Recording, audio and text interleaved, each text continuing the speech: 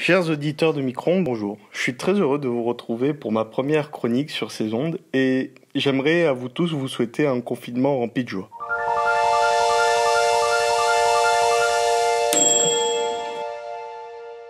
Moi, j'ai un secret pour m'évader dans des temps difficiles comme ceux que nous vivons aujourd'hui. Le confinement. Je consomme beaucoup de fantaisie. J'ai donc décidé, dans cette chronique, de rendre hommage à un de ses plus grands représentants, J.R.R. Tolkien.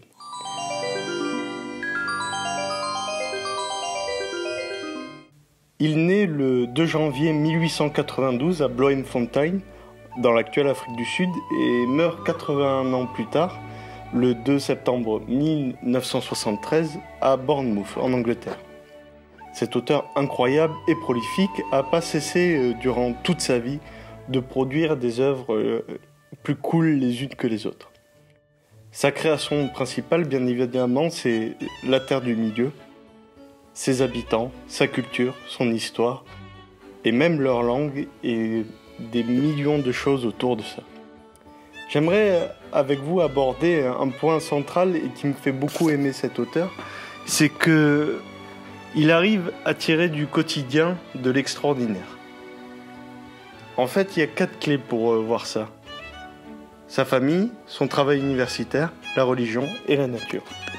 Sa famille, notamment avec sa femme Edith Bratt et son fils Christopher, parce que Edith Bratt, ça a été non seulement un grand soutien et une personne très importante pour Tolkien dans la vie familiale, mais aussi une muse. Elle lui aurait inspiré le personnage d'Arwen. Et Christopher, il a contribué à la mort de Tolkien, à continuer à publier des écrits qui n'ont pas été faits et à finir des écrits comme le Silmarillion par exemple. Il nous a quittés d'ailleurs très récemment, le 19 janvier 2020.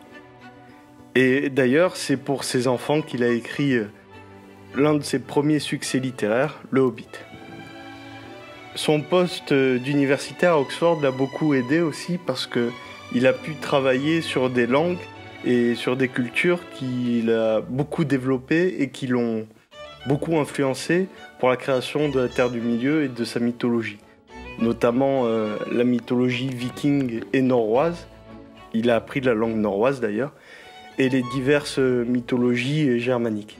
D'ailleurs, c'est dans ses travaux universitaires qu'il a publié beaucoup de travaux sur Beowulf qui font encore aujourd'hui force d'autorité dans le monde littéraire.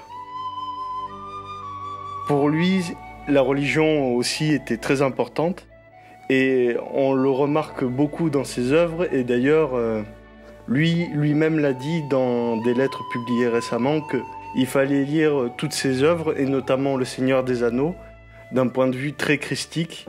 Et il y a toujours, c'est vrai, une distinction entre le bien et le mal qui se rapproche beaucoup de la notion de bien et de mal qui est présentée dans la Bible. Enfin, c'est peut-être ce qui est le plus moderne chez lui et ce qui l'a fait un peu revivre son héritage, c'est son côté très proche de la nature. En fait, dans l'œuvre de la Terre du Milieu, dans toute la mythologie de la Terre du Milieu, la nature a toujours un rôle très important.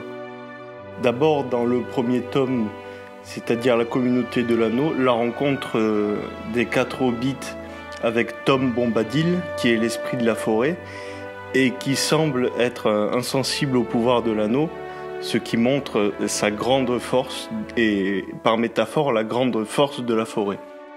Et ensuite il y a la rencontre de Pippin et Merry dans Le Retour du Roi avec les Ents, les arbres géants qui sont doués de conscience et qui sont d'ailleurs très humains, qui sont anthropomorphisés et qui vont aider Pippin et Merry à détruire les orques parce que les orques passent leur vie à détruire les arbres. Tolkien, il a eu une influence très marquée sur les hippies dans les années 60-70, mais pas que. Plus tard, il y a eu George Martin qui s'en est beaucoup inspiré pour écrire la saga du Trône de Fer qui auront donné lieu à la série Game of Thrones.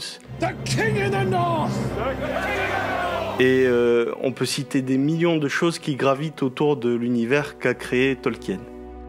Et j'aimerais vous laisser avec une des œuvres que je trouve la plus géniale liée à Tolkien et qui lui rend le plus hommage, c'est la chanson Ramble On de Led Zeppelin.